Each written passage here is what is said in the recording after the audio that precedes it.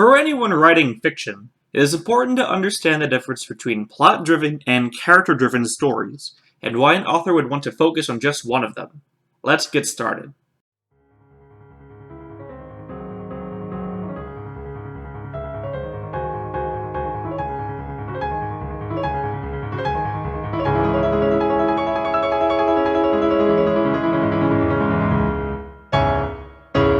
The first thing I want to mention is that these two devices are not mutually exclusive. By making your story plot-driven does not mean it cannot also be character-driven.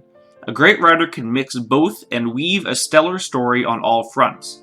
But typically, most plots tend to lean in one of these directions, and there's nothing wrong with that. So what's what?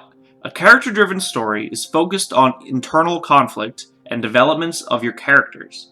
When the story begins, a lot of attention is given to the protagonist. We understand their strengths, flaws, goals, history, everything. We see what makes them tick. The story is tailor-made to accommodate their development as the author wants it to be. As it progresses, we are introduced to a multitude of complex characters who all interact and guide or affect the protagonist. We keep reading these stories because we want to know what happens to the characters. The plot usually takes a back seat. A plot-driven story is focused on, well, the plot. These are your action or fantasy stories. The characters are thrown into a complicated world of adventure that pushes them deeper into trouble. These are centered on external conflict. These characters are tools that the plot needs to continue. These feature plot twists and a deep storyline to keep things moving forward. We keep reading these stories to know how the plot or conflict comes to a finale. How to tell the difference. Look at what is introduced first. The plot or the main character. That's usually a dead giveaway. If it opens with a character introduction and the beginning is pretty simple until the plot kicks up, it's character driven. If the opening focuses on plot details and action while not even bothering to introduce the protagonist for a little bit, that's plot driven. We can also look at how the central conflict is changing.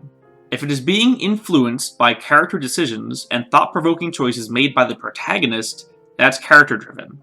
If it's being influenced by action, or the characters have little to say in what's going on, that's plot-driven. Some brief examples of both.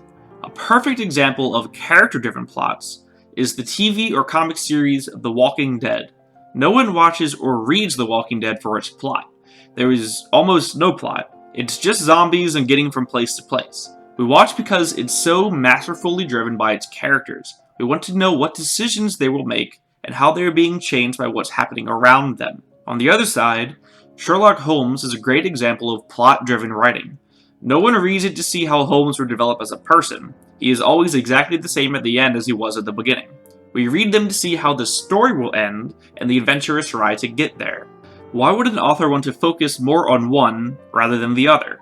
This is usually not a decision that the author makes. Instead, it's usually a reflection of how they came up with the story in the first place. If they imagined a new and interesting character, one that is unique and not done before, they will craft a story around the character to show off their traits and development. If the author has a new sci-fi plot idea, one that has an incredible twist at the end of it, they will have to imagine characters that fill the roles needed by the plot.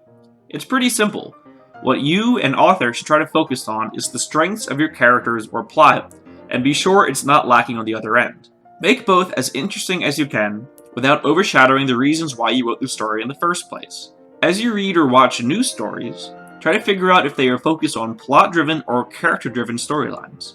That exercise will help you figure out where your story is and how to help support the other side of it, or improve the side that you are focusing on. That's all for today. Remember, writing is for everyone. See you next time.